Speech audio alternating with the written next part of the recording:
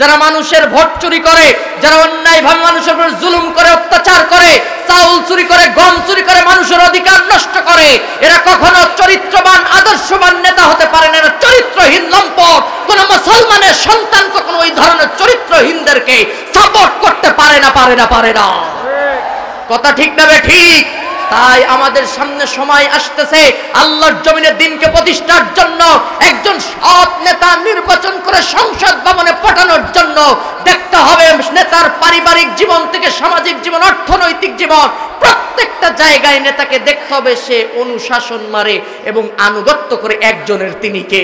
আজ হোক কাল হোক, আল্লামা সাঈদী সহ মতিউর রহমান নিজামী, সাকা চৌধুরী সহ অন্যায়ভাবে যেই নেতাদেরকে ফাঁসি দেওয়া হয়েছে, বাংলার জমিনে বিচার হবে, ক্ষমা হবে না। রাজি আছেন কারা কারা এই মতের পক্ষে? দুই হাত তুলে দেখা। এটা কোন আয়াত? সূরা বাকারার 214 নম্বর আয়াত। এই আয়াতের ভিতরে আমাদের জন্যই কিছু কথা আছে। আমার তো মনে আছে, এই তো সেই ঢাকুরিয়া বাজার, এই যে এইখানেই আমি দাঁড়ায় ছিলাম 2016 সালে, আজ থেকে 8 বছর আগে। এইখান থেকে আমাকে গ্রেপ্তার করে মনিরামপুর থানায় নিয়ে যাওয়া হয়েছিল। আপনারা জানেন না? আমাকে যে কারা ধরাইছিল, আমার উপরে জুলুম করেছিল, অত্যাচার করেছে, আমার জীবনের বছরের পর বছর যারা নষ্ট করেছে মিথ্যা হামলা মামলা দিয়া, সেই সব জালিমরা আজকে কোথায়? একটু আসো, আজকে দেখি তোমাদেরকে। দীর্ঘদিন কথাও বলতে দেয় নাই। এই পৃথিবীতে জালিমদের থেকে নিকৃষ্ট আর কেউ হতে পারে? আল্লাহ তাআলা কি বলছেন জানেন? আল্লাহ তাআলা নিজে বলছেন, ইন্নামাস সাবিলু আলাল্লাযীনা ইয়াজলিমুনান নাস। যারা জালেম, মানুষের উপর জুলুম করে, অত্যাচার করে, আল্লাহ স্বয়ং কিয়ামতের ময়দানে তাদের বিরুদ্ধে মামলা দায়ের করবে। এই কথা কার? জোরে বলেন কার? আমি আজকে এই ময়দান থেকে বলতে চাই, দীর্ঘ 8 বছর যাবত, 17 বছর যাবত যারা মানুষের উপর জুলুম করেছে, অত্যাচার করেছে, কত আলেমদেরকে অন্যায়ভাবে ফাঁসির মঞ্চে ঝুলিয়েছে, আলেমদেরকে কথা বলতে দেয় নাই। আমাদের প্রাণ প্রিয় মুফাসসির আল্লামা সাঈদীকে স্লো পয়জন দিয়ে ইনজেকশন পুশ করার মাধ্যমে তারা দুনিয়া থেকে হত্যা করে দুনিয়া থেকে বিদায় করেছে। আমরা কি ভুলে গিয়েছি? বলেন তো, সাঈদী সাহেবকে বিদায় করছে, কোরআনের আওয়াজ কি বন্ধ হয়ে গেছে? প্যারেড ময়দানে মাহফিল হয় নাই? মিজানুর রহমান আজহারীকে তৈরি করে পাঠাইছেন কে? এক সাঈদীকে বিদায় করেছে, লক্ষ সাঈদী জমিনে তৈরি হবে। একজন আশিকরে বন্ধ করবা, হাজারো আশিক তৈরি হবে। আল্লাহর জমিনে আল্লাহর দ্বীন প্রতিষ্ঠা হবে। কোন বাতিল শক্তি এই ঢাকুরিয়ার জমিন থেকে ইনশাআল্লাহ ইসলামের নাম নিশানাকে মুছে দিতে পারবে না। যদি এখন কেউ আসে ইসলামের বিরোধিতা করতে, আপনারা কি প্রতিবাদ জানানোর জন্য প্রস্তুত আছেন? দুই হাত তুলে দেখান আল্লাহকে।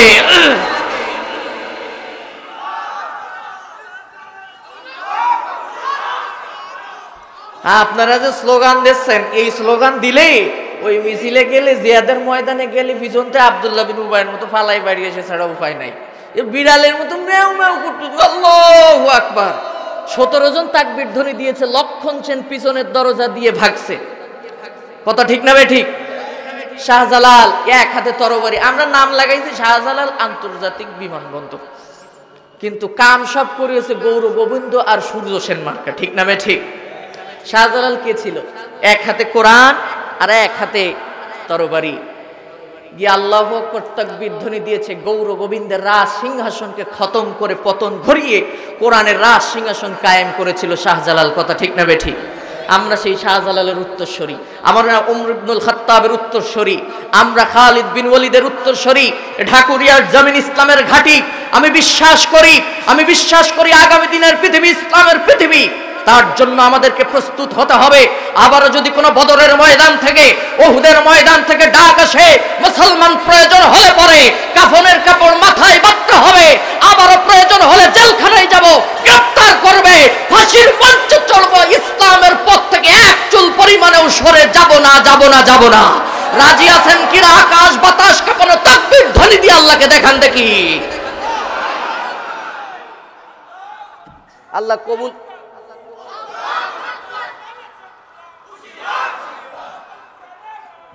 বসেন। এখন আসেন, আমি যে কথা আপনাদের সামনে বলতেছিলাম সেটা হচ্ছে সূরা বাকারা 214 নম্বর আয়াত। আমি খুব বেশিক্ষণ কথা বলবো না, তবে আপনারা যতক্ষণ আছেন আমিও আছি। আল্লাহর হাবিব সাল্লাল্লাহু আলাইহি ওয়াসাল্লাম বলেছেন, আল্লাহর নিদর্শন সমূহ বা কোরআন সম্পর্কে যে ব্যক্তি আল্লাহর নিদর্শন কি? আল্লাহর নিদর্শন হচ্ছে কোরআনের এক একটা আয়াত আল্লাহর একটা নিদর্শন। সুবহানাল্লাহ পড়ে। আল্লাহর হাবিব সাল্লাল্লাহু আলাইহি ওয়াসাল্লাম বলেছেন, যে ব্যক্তি কোরআনের একটা আয়াত বা নিদর্শন নিয়ে কিছুক্ষণ গবেষণা করে 60 বছর দাঁড়ায় দাঁড়ায় নফল ইবাদত করলে যে সওয়াব হতো, আল্লাহ তাআলা সেই সওয়াব তার আমলনামায় দান করে দেয়। সুবহানাল্লাহ। সুবহানাল্লাহ কাল সকালে যে বলেন, জোরে বলেন সুবহানাল্লাহ। আচ্ছা বলেন, একজন উঠে জীবনে যে নামাজ পড়ছেন সব নামাজ কবুল হয়ে গেছে, পারবেন কেউ বলতে? কথা কয় না, পারবেন কেউ? কারণ আমরা নামাজের ভিতরে ফ্যান কয়টা আছে গুনে নিই, নামাজের ভিতরে আমরা মসজিদে সিঁড়ি কয়টা গুনে নিই। এই তো কাছারি পাড়া বাজার ওইখানে বেশ 5-7 বছর আগে ওখানকার কেউ থাকলে বা রাগ করেন, নামাজ পড়তেছি মাগরিবের সময়, তো কারেন্ট চলে গেছে আর মশায় কামড়াই দিচ্ছে। এক মুরব্বী পর্যন্ত বলতে, শালার মশা রে। এই হচ্ছে আমাদের অবস্থা। আচ্ছা বলেন, আমাদের নামাজের অবস্থা হচ্ছে এই ভাই, তার নামাজ কি কবুল হয় আমাদের? আল্লাহ ভালো জানে। কিন্তু আপনি যদি 1 ঘন্টা সময় আল্লাহর গবেষণা আয়াত সম্পর্কে গবেষণা করেন, 60 বছর দাঁড়ায় নফল ইবাদত করলে যে সওয়াব, সেই সওয়াব লিখে দেয় কে? বলেন কে? আচ্ছা বলেন, আপনারা এত বড় একটা সুযোগ কেউ মিস করতে চান? থাকবেন তো ইনশাল্লাহ? বেশি সময় নিব না, 1 ঘন্টা সময়। থাকবেন না? কারা কারা আমার সাথে শেষ পর্যন্ত থাকবেন না? হাত তোলেন দেখি। ও নানা, নূর মোহাম্মদ নানা, কি ঘুমাইতেছেন আপনারা? আমি একটু চেক করতে চাই, দেখি আপনাদের অবস্থা কেমন, শরীরের শক্তি কেমন। একটু হৃদয়ের সমস্ত শক্তি দিয়ে বলেন তো আল্লাহু আকবার। আর একবার বলেন আল্লাহু আকবার। আমার চাচারে বাম পাশে বসালাম বিচারক হিসাবে, হ্যাঁ, উনি বিচার করবে। মাঝে মাঝে আমি একটু চেক করব যে আপনারা ঘুমাইতেছেন নাকি সজাগ আছেন। যদি আওয়াজ এই 2 নাম্বারটাই চলে যায়, মোনাজাত দিয়ে বাড়ি চলে যাব। আর যদি পরেরটা থাকে, জোর থাকে, তাহলে আলোচনা ততক্ষণ থাকবে ইনশাল্লাহ। রাজি আছেন তো ইনশাল্লাহ? আল্লাহ কবুল করুন। এবার বলেন যে 1 ঘন্টা সময় ব্যয় করে 60 বছর নফল ইবাদতের সওয়াব নিয়ে বাড়ি যেতে চান কারা কারা? আমি তো যাব না, মিস করব না। পারবেন তো ইনশাআল্লাহ? হাত নামান। 1 ঘন্টার আগে কেউ উঠবেন না। কেন উঠবেন ভাই? কোরআন জানিয়েছে, কোরআনের মাহফিল থেকে ডিসকানেক্ট হয় তারা। কে বলছেন? আল্লাহ বলছেন। সূরা জুমার প্রত্যেকটা কথা আমি দলিল সহকারে বলবো। আল্লাহ বলছেন, ওয়া ইযা যুকিরাল্লাহু ওয়াহদাহু ইশমাআযাত কুলুবুল্লাযীনা লা يؤمنون بالآخرة وإذا ذكر الذين من دونه إذا هم يستبشرون الله أكبر আল্লাহ বলছে, শোনো, ইমানদারের বৈশিষ্ট্য আর কাফেরের বৈশিষ্ট্য শোনো। আল্লাহর নাম যখন উচ্চারণ করা হয়, ইমানদার যারা তাদেরটা পরে বলছি, কিন্তু আল্লাহ বলেন যারা আখিরাতে বিশ্বাস করে না, পরকালে বিশ্বাস করে না, তাদের চরিত্র কি, তাদের আদর্শ কি? কোরআন এবং আল্লাহর নাম যখন ওইদা যুকিরাল্লাহ, আল্লাহর নাম যখন স্মরণ করা হয়, ওদের সামনে কোরআনের কথা বলা হয়, তখন তুমি দেখতে পাবে নবী যারা বেঈমান কাফের, যারা ইসলামে বিশ্বাস করে না, ওদের প্রথমে যে সিমটম, তাদের যে উপসর্গ দেখবে, যারা কাফের বেঈমান তাদের মুখটা কালো হয়ে গেছে, তাদের হৃদয়টা সংকুচিত হয়ে গেছে, তারা কোরআন শুনলে সহ্য করতে পারে না, ক্ষিপ্ত হয়ে যায়। কে বলছেন? জোরে বলেন কে? কিন্তু ওরা খুশি হয়। খুশি হয় কখন? ওয়াইযা যুকিরাল্লাযীনা মিন দুনিহি ইযা হুম ইস্তাবশিরুন। খুশি হয় তখন তারা, যখন ইস্তাবশিরুন, তারা আনন্দে ফেটে পড়ে, যখন দুনিয়ার কথা ওদের সামনে বলা হয়, যখন ওদেরকে মমতাজের কনসার্টে আহ্বান করা হয়, দুনিয়াবি কোনো অনুষ্ঠানে ওদেরকে আহ্বান করা হয়, ওদের জীবনের কত সময় টেলিভিশনের সামনে কেটে যায়, সিনেমা হলে ঘন্টার পর ঘন্টা কেটে যায়, বিভিন্ন কনসার্টে ঘন্টার পর ঘন্টা কেটে যায়, ওরা টের পায় না, কারণ ওরা পৃথিবীর এই ভোগ বিলাসিতাকে পছন্দ করেছে, অস্বীকার করেছে কাকে? এবার শোনেন ইমানদারের বৈশিষ্ট্য কি। 2টা কথা বলেই আমি মূল আলোচনায় ঢুকতে চাই।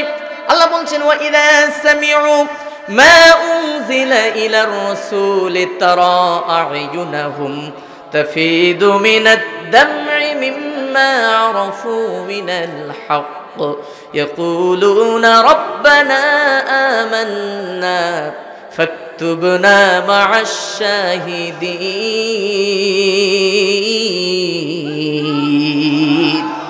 আল্লাহ বলছেন ইমানদারের সিমটম কি, ওদের উপসর্গ কি, ওদের মুখের দিকে তাকাবে তারা আয়ুনাহুম, খেয়াল করেন গুরুত্বপূর্ণ কথা, শুনতেছেন কথা কেন শুনছেন? আল্লাহ বলছেন চোখের দিকে তাকাবে, প্রথম যে বৈশিষ্ট্য তারা আয়ুনাহুম, তাদের চোখের দিকে তাকাবে, তাফিদু মিনাত দামঈ, ইমানদারেরা যখন কোরআন শোনে, কোরআনের আয়াত বর্ণনা করে, দুই চোখের কণা দিয়ে দরদর করে পানি পড়তে থাকে। আল্লাহু আকবার। আমি অবাক হয়েছি, মিজানুর রহমান আজহারি এই যে পটুয়াখালীর মাহফিলে কাঁদতে কাঁদতে নিজেকে কন্ট্রোল করতে পারতেছে না। আমি চিন্তা করলাম তাই তো, এটাই তো কোরআনের বৈশিষ্ট্য। কোরআনের কথা যখন বলা হয়, যত বড় সেলিব্রিটি হোক না কেন, তার হৃদয় গলিয়ে দেন কে? তারাইনহুম তাফিদু মিনাদ দামঈ মিম্মা আরাফু মিনাল হক, কারণ ওরা সত্য জেনেছে, ওরা সত্য বুঝেছে, সত্যের জন্য জীবন দেওয়ার জন্য ওরা প্রস্তুত হয়েছে।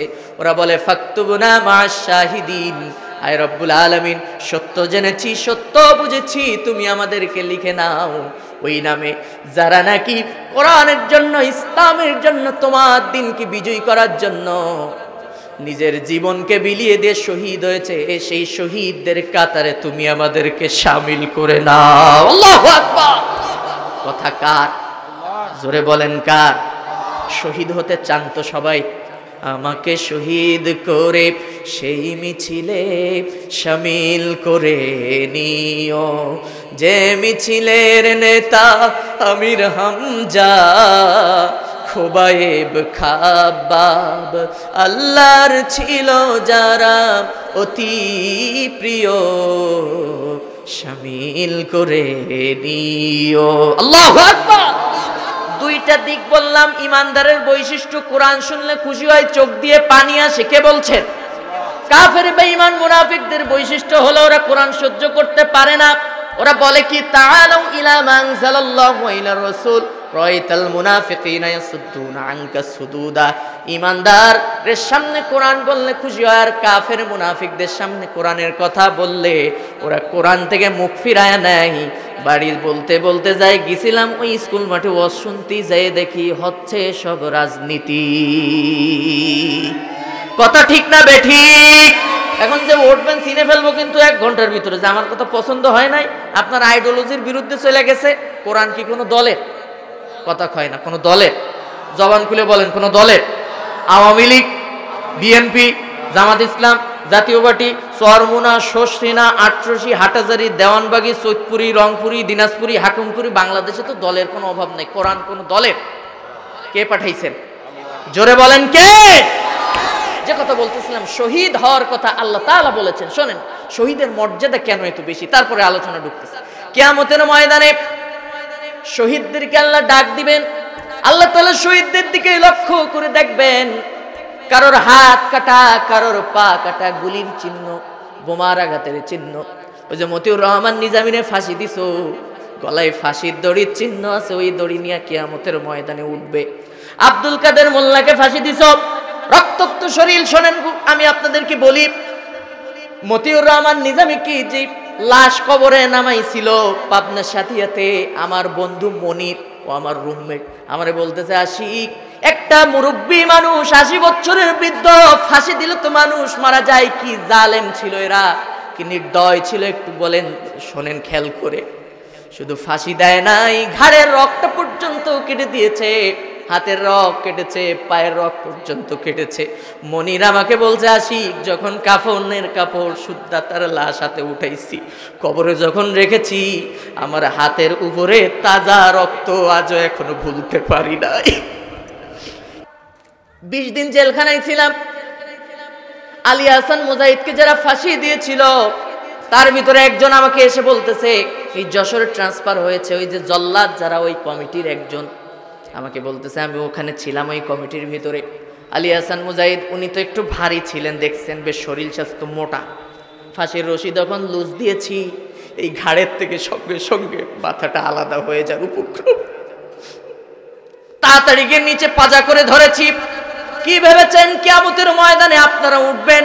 অন্যায়ভাবে যারা ফাঁসি দিয়েছেন, মানুষের উপরে জুলুম করেছেন, অত্যাচার করেছেন, আল্লাহ বলেছেন, ইন্নামাস السبيل على الذين يظلمون الناس ويبغون في الأرض بغير الحق أولئك لهم عذاب أليم কিয়ামতের ময়দানে মানুষগুলো উঠবে, তোমরা উঠবা, আমরা উঠবো, যারা আমাদের উপর জুলুম করেছে অন্যায় ভাবে। আল্লাহ সেদিন জিজ্ঞাসা করবে, কেন তোমার গলায় এই চিহ্ন? আবু সাইদ সেদিন উঠবে, কেন তোমার বুকে গুলির চিহ্ন? ওই যে আপনার সাতক্ষীরা একটা ছেলে কলারুয়াতে মানা হয়েছিল, আপনার শুনলে অবাক হবেন। কষ্ট হচ্ছে? বলবো বলবো উঠে দৌড় দিবেন না তো? আছেন তো? যদি প্রস্তাব চাপে 1 নাম্বার হলে এরকম হাত উঁচু করবেন, 2 নাম্বার হলে এরকম 2 নাম্বার উঁচু করবেন, আর যদি ওইটার কারোর চাপে 3 নাম্বার উঁচু করবেন। ওইটা বুঝেন তো?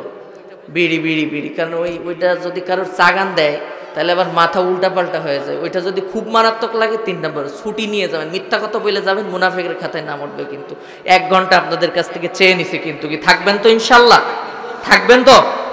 সাতক্ষীরার ছেলে, শোনেন, আমি গল্প শুনেছিলাম, কলারুয়াতে প্রোগ্রাম গিয়েছি 2017 সালের কথা। মির্জাপুর হাই স্কুল মাঠে কলারুয়া বলফিল্ডের সাইডে ওখানে গল্প শুনেছিলাম। 16 বছরের ছেলে, ক্লাস 9 না 10 পড়ে। এই কথাগুলো বলতেছি এই জন্য, আমার আলোচনার সাথে এটা সম্পৃক্ত, এই জন্যই বলতেছি, পরে আপনারা বুঝতে পারবেন। আমাকে ওর মা, ওর চাচা এসেছে, আমার সন্তানের বয়স মাত্র 16 বছর। ওর বাবার নামে মামলা ছিল 10টা, ভাইয়ের নামে, বড় ভাইয়ের নামে মামলা হলো 12টা। যৌথ বাহিনী এসে বাবার ভাইকে পায় না, এই জন্য আমার কলিজার টুকরা সন্তানকে উঠাই নিয়ে গিয়েছে। বলেছে, সন্তানকে যদি ফিরে পেতে চাও, ওর বড় ভাই এবং ওর বাপকে পাঠাও থানায়, তা নাহলে কিন্তু খবর আছে। পরের দিন সকালবেলায় 16 বছরের ছেলে হাতে গুলি করছে, পায়ে গুলি করছে, চোখে গুলি করছে, মাথায় গুলি করছে, এমনকি লজ্জাস্থান পর্যন্ত ক্ষমা দেয় নাই, লজ্জাস্থানে ক্ষমা গুলি করছে। ওর মা বলেছে, আবার 16 বছরের ছেলের গায়ে আমি গুনে দেখেছি 16টা গুলির আঘাতের চিহ্ন। কি ভেবেছেন? এই যে জুলুম করেছেন, কিয়ামতের ময়দানে ওই ছেলে উঠবে, আল্লাহ তাআলা জিজ্ঞাসা করবেন, বাবা এই অবস্থা কেন তোমার? তোমার গলায় ফাঁসির দড়ির চিহ্ন কেন? বুকে গুলির চিহ্ন কেন? আল্লাহর নবী সাহাবীরাও সেদিন উঠবে, তোমার হাত কাটা কেন, পা কাটা কেন, রক্তাক্ত শরীর নিয়ে কেন আজকে আমার দরবারে উঠেছো? তখন ওই মানুষগুলা বলবে, আল্লাহ তোমার দিনকে বিজয়ী করার জন্য সংগ্রাম করেছি, লড়াই করেছি, কাফের বেঈমানেরা সহ্য করতে পারে নাই, ওরা আমাদেরকে মেরেছে, হাত কেটেছে, পা কেটেছে, রক্তাক্ত করেছে। জেলখানায়, মেডিকেল ওয়ার্ডগুলোতে যখন যেতাম, ইসলামী আন্দোলনের যুবক ছেলেরা, আমি সব থেকে অবাক হয়েছি, সব থেকে বেশি কষ্ট লাগছে 2টা ছেলেকে দেখে। একটা ছেলের 20টা নখ পিলাস দিয়ে টেনে টেনে উঠিয়ে ফেলেছে। আরো বেশি কষ্ট পেয়েছি কমা, দেখলাম একটা ছেলের 2টা চোখই অন্ধ। আমি জিজ্ঞাসা করলাম, ভাই এই অবস্থা কেন, আপনার চোখে কি হয়েছে, লাল হয়ে গেছে? বলেন না, রিমান্ডে নিয়ে গিয়া যে নির্যাতনের শিকার হয়েছি ভাই, টাটকা ঝালের গুঁড়া আমার 2 চোখের ভিতরে দিয়েছি, পাগলের মতো আমি কষ্ট পেয়েছি। আমি বলেছি, আমাকে যদি পারো তোমরা জবাই করে মেরে ফেলো, কিন্তু এই কষ্ট দিও না। ওই ছেলেও কিয়ামতের ময়দানে উঠবে, তখন বলবে, আল্লাহ তোমার দিনকে বিজয়ী করার জন্য আমরা সংগ্রাম করেছি, লড়াই করেছি, কাফের বেঈমানেরা সহ্য করতে পারে না, আমাকে এইভাবে মেরেছে মর্মান্তিক ভাবে। আল্লাহ রাব্বুল আলামিন বলবেন, ও আমার বান্দারা, আমার দিনকে বিজয়ী করার জন্য, ইসলামকে প্রতিষ্ঠার জন্য এত কষ্ট করেছ, জানের মায়া করো নাই, বিবি বাল বাচ্চার মায়া করো নাই, সন্তানের মায়া করো নাই। আজকে এত বড় স্যাক্রিফাইসের জন্য তোদের কোনো বিচার হবে না, কোনো হিসাব হবে না। আমি রাব্বুল আলামিন বিনা বিচারে, বিনা হিসাবে তোদেরকে আজকে জান্নাতে দিয়ে দিলাম। আরো জোরে বলেন না আল্লাহু আকবার। শহীদদেরকে মর্যাদা দান করেন কে? শহীদ হতে চান তো সবাই? বলেন, সবাই শহীদ হতে চান? আপনি যদি শহীদ হন, আপনাকে জান্নাত দান করবেন কে? গোটা পৃথিবীর ময়দান আজকে রক্তাক্ত কারবালা ধারণ করেছে। ইহুদি নাসারারা চায় মুসলমানদেরকে জমিন থেকে চিরতরে নিশ্চিহ্ন করে দিতে।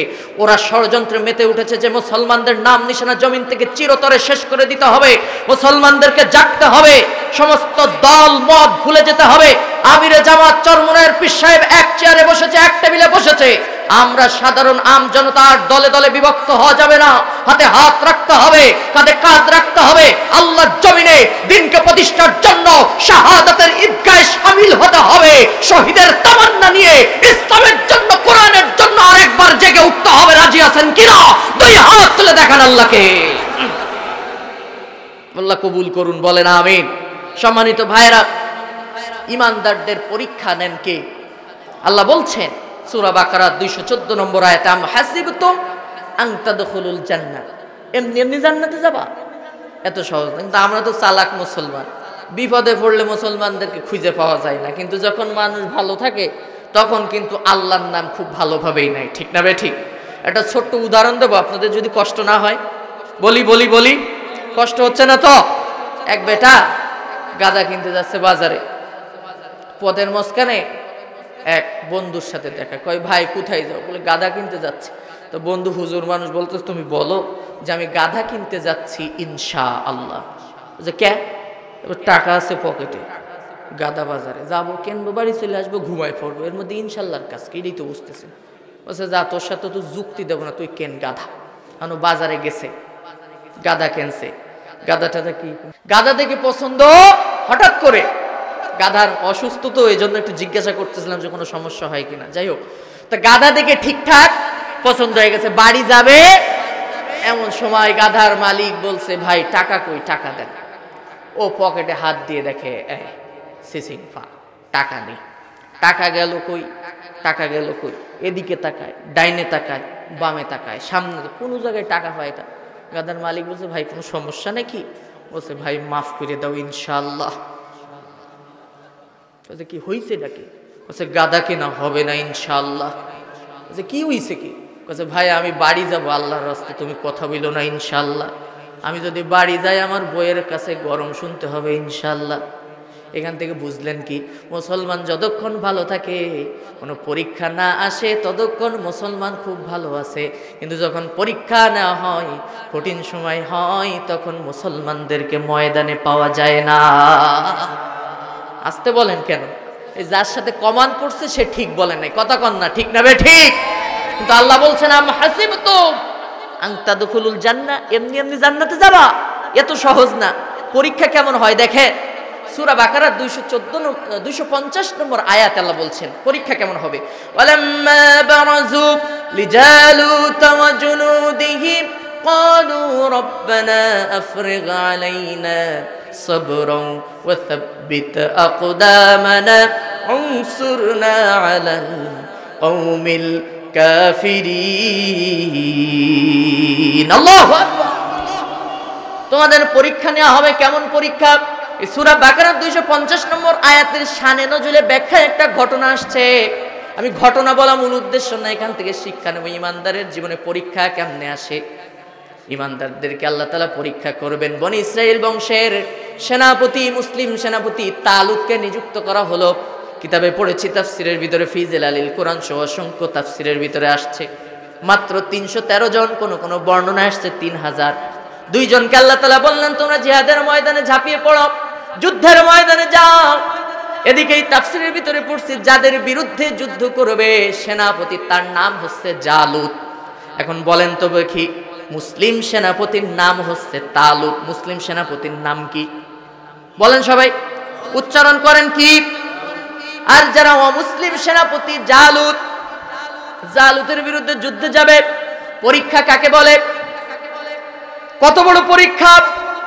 জালুতের সম্পর্কে আমি কিতাবে পড়েছি, তাফসিরের ভিতরে 60 হাত লম্বা দেহ, যুদ্ধের ময়দানে যে লোহার টুপি পরে যুদ্ধ করতে, যুদ্ধের ময়দানে সেই লোহার টুপির ওজন ছিল 60 মণ। কত?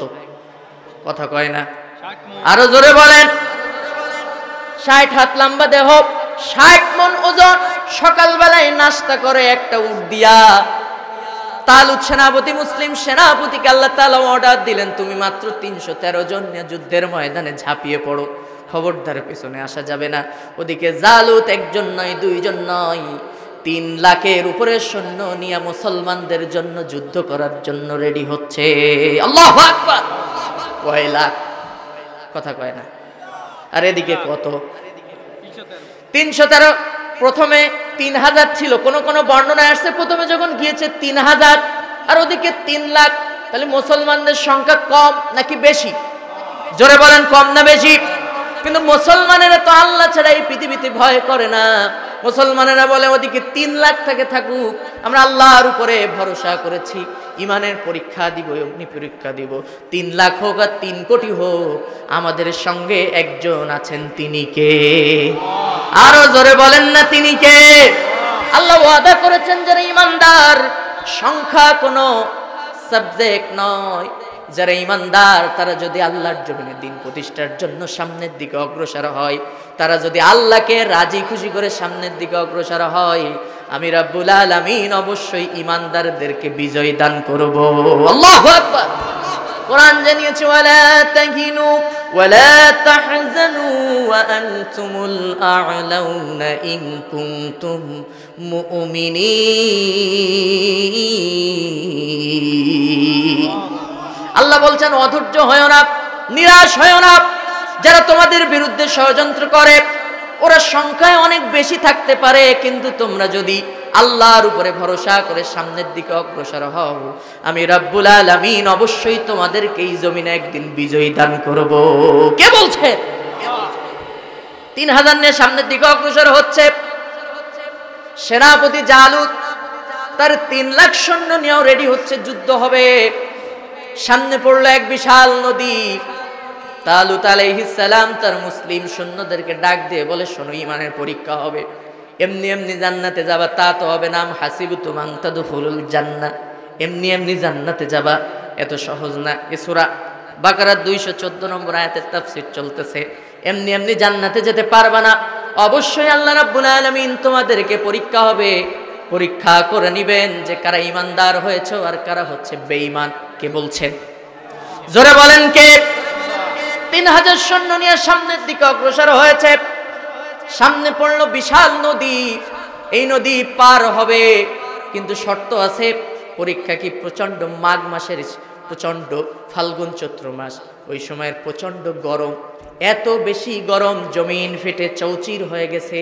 মানুষ পিপাসার্ত, পানি খাবো খাবো এরকম একটা অবস্থা। নদীর পারে দাঁড়িয়েছে সেনাপতি তালুত। মুসলিম সেনাপতি বলতেছে, শোনো, খবরদার, সাবধান, আল্লাহ তাআলা তোমাদের পরীক্ষা নিবেন। এই নদী পার হবা, সাঁতরিয়ে পার হবা, কোনো লঞ্চ নাই, স্টিমার নাই, কিচ্ছু নাই, এই নদী পার হতে হবে। কিন্তু খবরদার, এক পেয়ালা পানিও কিন্তু তোমরা পান করতে পারবে না প্রচন্ড গরমের ভিতরে। খবরদার, এ পরীক্ষা নিচ্ছেন কে? জোরে বলেন, কে?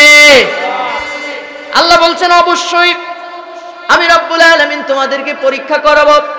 আম হাসিবতুম আন তাদখুলুল জান্নাহ, এমনি এমনি জান্নাতে যেতে পারবা না। ওয়ালাম্মা ইয়াতিকুম মাসালুল লাযিনা খালাউ মিন ক্বাবলিকুম, যতক্ষণ পর্যন্ত তোমাদের উপরে ওই অবস্থা না আসবে, যতক্ষণ পর্যন্ত যে তোমাদের আগে যেই নবী এবং সাহাবীরা ছিল, তার সাথীরা ছিল, তাদের উপরে যে নির্যাতন আর অত্যাচারের স্টিম রোলার এসেছিল, তোমাদের উপরেও যতক্ষণ পর্যন্ত ওই পরীক্ষা না আসবে, ততক্ষণ পর্যন্ত আমি তোমাদেরকে জান্নাতে প্রবেশ করাবো না। কে বলছেন? আরো জোরে বলেন, কে? পরীক্ষা দিতে হবে, খবরদার। তোমরা ভেবে নিও না যে পরীক্ষা ছাড়া জান্নাতে যাবা, কারণ গোটা পৃথিবীর জীবনটাই হচ্ছে পরীক্ষা। তবে আল্লাহর পরীক্ষাটা বড্ড সহজ। দুনিয়ার পরীক্ষায় প্রশ্নপত্র ফাঁস হয় না, কিন্তু রাব্বুল আলামিন আপনাকে আমাকে এত বেশি ভালোবাসে, পরীক্ষার প্রশ্ন কি হবে তিনি তা ফাঁস করে দিয়েছে। সুবহানাল্লাহ পড়বেন না? তোমার যৌবন কোন পথে ব্যয় করেছো, তুমি অর্থ উপার্জন কোন পথে করেছো, তা কোন পথে খরচ করেছো, কতটুকু দ্বীনের ইলম অর্জন করেছো, কতটুকু তাআমুল করেছো, আর তা কতটুকু মানুষের কাছে পৌঁছে দিয়েছো, এই পরীক্ষা তোমাদেরকে করা হবে কিয়ামতের ময়দানে। এই পৃথিবীতে কেউ যদি ম্যাট্রিক পরীক্ষায় ফেল করে, শুনতেছেন, গোটা পৃথিবীর ময়দানটা হচ্ছে পরীক্ষার হল। দুনিয়ার পরীক্ষায় কেউ যদি ফেল করে, ম্যাট্রিক পরীক্ষায় কেউ যদি ফেল করে যায়, কেউ যদি ফাজেল পরীক্ষায় ফেল করে, কেউ যদি ইন্টারমিডিয়েট পরীক্ষায় ফেল করে যায়, একবার দেওয়ার সুযোগ আছে, দুইবার দেওয়ার সুযোগ আছে, কিন্তু কিয়ামতের ময়দানে, আখিরাতের আদালতে, আল্লাহর আদালতে কেউ যদি একবার এই জীবনের পরীক্ষায় ফেল করে যায়, এই দুনিয়ায় কেউ যদি জজ কোর্টে মামলায় হেরে যায়, হাইকোর্টে গিয়ে আপিল করতে পারবে, হাইকোর্টে যদি মামলা এখানে যায় সুপ্রিম কোর্টে গিয়ে আপিল করতে পারবে, তাও যদি না পারে রাষ্ট্রপতির কাছে প্রাণ ভিক্ষা করতে পারবে। কিন্তু আল্লাহ তাআলা মানুষকে স্মরণ করা দিচ্ছেন, শোনো বান্দা, কিয়ামতের ময়দানে আমার সামনে যদি তোমরা পরীক্ষা একবার আসো, শোনো শোনো, আল্লাহ রাব্বুল আলামিন বলছেন ওই কঠিন ভয়ঙ্কর মুহূর্তটা, পরীক্ষার হলটা কেমন হবে শোনো। খামসিনা আলফা সানাতিন মিম্মা তাউদ্দুন, আল্লাহু আকবার। 50,000 বছরের সমান পরীক্ষার হলটা লম্বা হয়ে যাবে, মানুষগুলা দৌড়াদৌড়ি করতে হবে, পানি পানি বলে চিৎকার করতে থাকবে। সবাই গিয়ে হযরত আদম আলাইহিস সালামের কাছে যাবে, সর্বশেষ নবী মুহাম্মদ সাল্লাল্লাহু আলাইহি ওয়াসাল্লামের কাছে আসবে। হাদিস এসেছে আন আব্দুল্লাহ ইবনে মাসউদ রাদিয়াল্লাহু তাআলা আনহু قال قال رسول الله صلى الله عليه وسلم من أفضتم من الحوض لا ينفعن إلي رجال منكم حتى إذا حويت ليؤمن لكم اختلجوا دوني فأقول أين أبي أصحابي أين أبي أمتي يقول الله تعالى إنك لا تدري ما بدلوا البعد فأقول سوقا سوقا لمن بدل من بعدي أو كما قال النبي صلى الله عليه وسلم سبحان الله পড়ে আল্লাহর নবী বলেছেন কিয়ামতের ময়দানে, হাসরের ময়দানে হাউজে কাউসারের পানির দায়িত্ব আল্লাহ পাক আমাকে আমার হাতে দিবেন। ওই পানি এত সুন্দর যে জীবনে এক পেয়ালা পানি পান করবে, জান্নাতে যাওয়ার আগে 50,000 বছরের ভিতরে কলিজায় কোনো পিপাসা থাকবে না। আরো জোরে বলেন না আল্লাহু আকবার। আমি আমার উম্মতদেরকে পানি পান করাবো, আমার উম্মতেরা পানি পান করবে, জান্নাতে চলে যাবে। হঠাৎ করে আমার মাঝে আর এক শ্রেণীর মানুষের মাঝে কাঁপচের দেওয়াল পড়ে যাবে, আমি তাদেরকে দেখতে পাবো, তারাও আমাকে দেখতে পাবে, কিন্তু আমি তাদের কাছে যেতে পারবো না, তারাও আমার কাছে আসতে পারবে না। আমি বলবো আল্লাহ, হে আমাদের রব, হে আমাদের মালিক, ওরা তো আমার উম্মত, ওরা তাফসীর মাহফিলে গিয়েছে, ওদের মাথায় টুপি আছে, ওদের মুখে দাড়ি আছে, গায়ে পাঞ্জাবি আছে, নাম শুনলেও বোঝা যায় কারোর নাম আব্দুর রহমান, কারোর নাম আব্দুর রহিম। আয় আল্লাহ তাআলা, ওরা তো আমার উম্মত, তুমি ওদেরকে ছেড়ে দাও। আল্লাহ তাআলা বলবেন, নবী তুমি ইন্নাকা লা তাদরি, তুমি জানো না, ওরা তোমার নামে উম্মত কিন্তু কাজে কর্মে তোমার নিয়ম নীতি ওরা লঙ্ঘন করেছে। ঠিক না বে ঠিক? আরো জোরে বলেন ঠিক না বে ঠিক? কারণ কিয়ামতের ময়দানে কোনো মানুষকে একা ডাকা হবে না। ইয়াউমা নাদউ কুল্লা উনাসিম বিইমামিহিম ফামান উতিয়া কিতাবাহু বিয়ামিনিহি ফাউলাইকা ইয়াকরাউনা কিতাবাহুম ওয়ালা ইউযলামুনা ফাতিলা। আরো জোরে বলেন আল্লাহু আকবার। সব মানুষকে নেতা সহ সেদিন আহ্বান করা হবে। এখন আপনার কাছে আমি প্রশ্ন করি, বিবেক থেকে প্রশ্নের উত্তর দিবেন। এই তো সামনে পরীক্ষা আসতেছে, নির্বাচন আসতেছে সামনে, মানুষের ইমানি পরীক্ষা শুরু হবে যে মানুষের ইমান কত মজবুত, যে 500 টাকার নোট পায়া কেউ ইমান বিক্রি করে কিনা, এমন মুসলমান নাই? কথা কন না কেন নাই? আরে ভাই, মসজিদের ইমাম নির্বাচন করেন, হুজুরের বউ নামাজ পড়ে কিনা, হুজুরের দাড়ি লম্বা কিনা, হুজুরের পায়জামা লম্বা কিনা, হুজুর আবার এও দেখে যে হুজুর আবার এমব্রয়ডারি ওয়ালা জামা পরে কিনা। এই জন্য একজনে বলছে, হুজুর এমব্রয়ডারি ওয়ালা জামা পরছে, এই জন্য আমার ইমামতি চলে গেছে। কোনো কথার কথা হইল বলে? তো এই যে আপনি ভালো ইমাম সাহেবের চাকরি খাইলেন, মসজিদের ইমামের পিছনে নামাজ পড়ে 2 থেকে 250 মানুষ, খেয়াল করে শোনেন ঢাকুরিয়ার মুসলমান, একটা লোক উঠে ডিস্টার্ব করবেন না, খেয়াল করে শুনবেন। এখন যদি ওঠেন তাহলে বুঝবো যে আপনার নেতা ওই রকম, আপনার গায়ে লাগছে, এই জন্য আপনি উঠে দৌড় দিচ্ছেন। বিশ্বাস করেন, 1 থেকে 1.5 লক্ষ মানুষের ভোট পেয়ে একজন এমপি নির্বাচন হয়।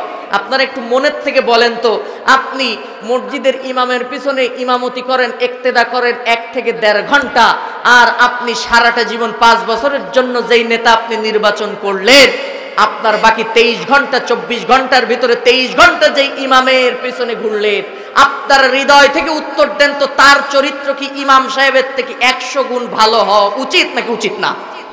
কথা কয় না। যারা কথা কয় নাই বুঝবো যে তার সাথে কমান পড়ছে। সবাই বলেন উচিত নাকি উচিত না? কত গুণ ভালো হওয়া যায়? 100 গুণ। কারণ ওই নেতার পিছনে কিয়ামতের ময়দানে আপনাকে উঠতে হবে। আপনি যেই নির্বাচনে ভোট দিয়ে একজন নেতা নির্বাচন করেন, এখন আপনার ইমাম সাহেব কেমন, আপনার নেতা হচ্ছে চাল চোর, গম চোর, টিন চোর, ইট বালি খুয়া চোর, মসজিদ মাদ্রাসার মাইক চোর, এমন নেতা আমাদের সমাজে নাই নাকি আছে? কথা কন না কেন? কিশোরগঞ্জে একজন বলছে, হুজুর আমাদের এই 70 বছরের জামানায় এমন এক নেতা ছিল, কষ্টের কথা কি আর কও, মসজিদে একটা বাথরুম দেছে তাও লোক সহ্য করতে পারে না, তাও খেয়ে ফেলছে। এরকম নেতা আছে নাকি নাই? যারা খান কিয়ামতের ময়দানে আল্লাহর হাবিব সাল্লাল্লাহু আলাইহি সাল্লাম বলছেন, আমাদের সমাজে অনেক সুবিধাবাজি হুজুররা আছে, আমাকে আবার একটু অনেকে অপছন্দ করে। কেন? কারণ আমি আবার একটু নেগেটিভ কথা বলতে পছন্দ করি, তো কারণ আমাদের বেশি হুজুররা বলে পজিটিভ কথা। কি ওয়াজ করছে কিয়ামতের ময়দানে হুজুর সন্তানকে হাফেজি পড়াও, বিনা হিসাবে 10 জনকে জান্নাতে নিয়ে যাবে। বলে নাই ওয়াজ? কথা কয় না কেন? শুনছেন না? এবার শোনেন, আমি বলি কিয়ামতের ময়দানে 6 শ্রেণীর মানুষকে বিনা হিসাবে জাহান্নামে দেওয়া হবে। শোনেন নাই? কয় শ্রেণী? সবাই বলেন। তার ভিতরে অন্যতম একটা শ্রেণী হচ্ছে যারা বিশ্বনবী মুহাম্মদ সাল্লাল্লাহু আলাইহি ওয়াসাল্লামকে ব্যতীত কোন চরিত্রহীন, কোন আদর্শহীন নবীকে আদর্শ মানে না, চরিত্রহীন লম্পট, চাউল চোর, গম চোর, টিন চোর, এই ধরনের চরিত্রহীন নেতাদেরকে ভোট দিয়ে যারা সাপোর্ট করে সংসদ ভবনে পাঠায়, এই ধরনের নেতার পিছনে কিয়ামতের ময়দানে যেই কর্মীরা উঠবে তাদের কোনো বিচার হবে না। আরে নামাজ পড়ছেন কি না পড়ছেন ওটা তো পরের কথা মিয়া, ওই যে 5টা হিসাব ওটাও পরের কথা। আল্লাহ বলবে ওই যে চরিত্রহীনের পিছনে উঠছিস তোর কোনো বিচারই হবে না, বিনা হিসাবে জাহান্নাম। কে বলেছেন? জোরে বলেন কে? 6টা শ্রেণী বলবো নেতাদের। আপনি যদি ওঠেন এর পরে উঠতে হবে। এই 6 শ্রেণীর ভিতরে যদি একজন উঠে চলে যান একটা বলার পরে, তাহলে আমি বুঝবো যে আপনি ওই শ্রেণীর লোককে সাপোর্ট করেন, এই জন্য উঠে চলে গেছেন। প্রস্তাব চাপলেও চুপ করে বসে থাকবেন। 1 নম্বরে নেতা। পরীক্ষা কাকে বলে? কষ্ট হচ্ছে না তো ভাই?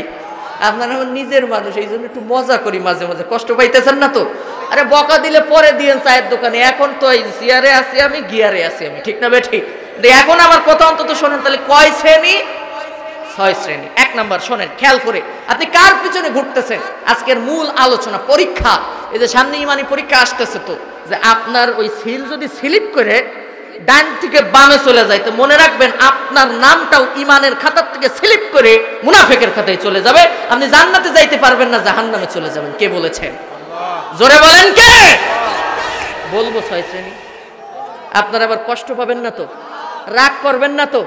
কষ্ট পাবেন কে কে? হাত তোলেন। আলহামদুলিল্লাহ, আপনাদের কনসেন্ট্রেশন আছে। আলহামদুলিল্লাহ পড়েন। আরো জোরে বলেন আলহামদুলিল্লাহ। এবার বলেন তো আল্লাহু আকবার। চাচা একটু কমে গেছে না নাকি? একটু কমছে। আরেকবার বলেন আল্লাহু আকবার।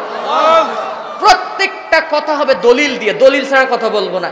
বিএনপির লোকজন চিন্তা করতে পারে আসে আমাদের বিরুদ্ধে বলে গেলে, জামাতের লোক বলতে পারে তোমরা আমার বিপক্ষে বলে গেলে, আওয়ামী লীগের লোকজন বলতে আমরা নিজেরাই থাকতে পারি না এলাকায়, তুমি আমাদের বিরুদ্ধে বলে। কারোর পক্ষে বিপক্ষে হবে না। কোরআন গোটা পৃথিবীর মানুষের জন্য পাঠিয়েছেন একজন, তিনি কে? জোরে বলেন কে?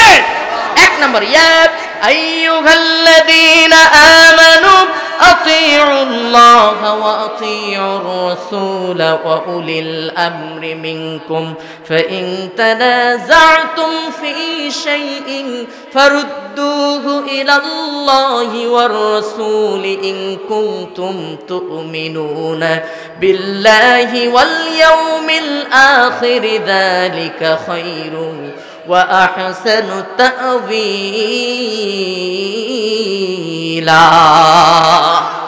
আরো জোরে বলেন আল্লাহু আকবার।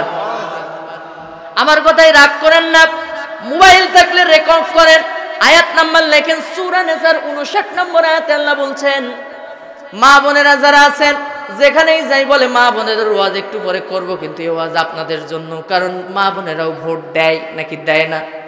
কথা কয় না, দেয় নাকি দেয় না?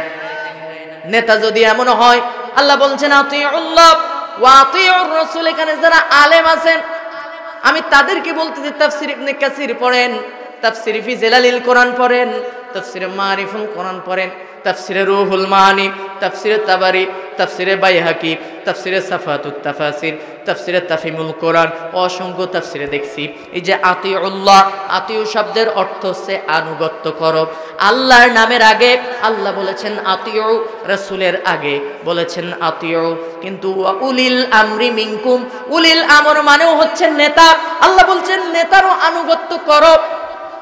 কিন্তু এখানে বিষয় হচ্ছে, খেয়াল করবেন, গুরুত্বপূর্ণ কথা, একটা কথাও যদি মিস হয় আপনি কিন্তু লস করবেন ভাই। খেয়াল করেন, খুব আমি সংক্ষেপে শেষ করব। ওদিকে 3000 নিয়ে 3 লক্ষ সামনের দিকে যাচ্ছে, মনে আছে তো? মাঝখানে পড়ছে কি ভাই? কথা কয় না, মনে আছে? আল্লাহ কি বলেছেন, কি যেন খাওয়া যাবে না? কথা কয় না। আমি ওখানে যাচ্ছি ইনশাল্লাহ, কেউ উঠেন না মেহেরবানি করে, আছে সামনে আলোচনা আছে। তা আল্লাহ বলছেন শোনো, আতিউল্লাহ, আল্লাহর আনুগত্য করবে, ওয়া আতিউর রাসূল, রাসূলের আনুগত্য করবে। কিন্তু আলেম ওলামারা বলেন তো আতিউ, এখানে উলিল আমরের আগে আল্লাহ আতিউ শব্দ দেন নাই কেন? মুফাসসিরা বলছেন শোনো, আল্লাহ এবং রাসূলের নামে আতিউ শব্দ এই জন্য আসছে, আনুগত্য শব্দ এই জন্য আসছে, আল্লাহ এবং তার রাসূল যদি কোনো কথা বলে কোনো এক্সকিউজ করা যাবে না, কোনো দ্বিধা দ্বন্দ্ব করা যাবে না। আল্লাহ এবং তার রাসূল যদি এমন কথা বলে যে আপনার দলের বিপক্ষে যাচ্ছে, আপনার মতের বিপক্ষে যাচ্ছে, যদিও আপনার আইডিওলজির বিরুদ্ধে যায়, মনে করতে হবে আল্লাহ এবং তার রাসূল আমার ভালোর জন্য বলতেছে। নির্দ্বিধায় আল্লাহ এবং তার রাসূলের আনুগত্য করার কথা বলেছেন কে? আরো জোরে বলেন না কে? তাই যদি না করেন আপনি ঈমানদার হতে পারবেন না। খেয়াল করেন, একটা ছোট্ট উদাহরণ নেই। সূরা নিসার 65 নম্বর আয়াতে এই ঘটনাটা আসছে। এক মুসলমান, এক মুনাফিক।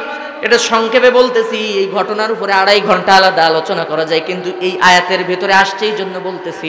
মুসলিম আর মুনাফিক দুইজন আসছে নবীর কাছে, ইয়া রাসূলুল্লাহ, ইয়া হাবিবাল্লাহ, দুইজন গ্যাঞ্জাম করছি, আপনি একটু শুনে মিলে বিচারের রায়টা করে দেন। নবীজি রায় দিলেন ইহুদির পক্ষে না মুসলমানের বিপক্ষে? বোঝেন নাই মনে হয়, কার পক্ষে?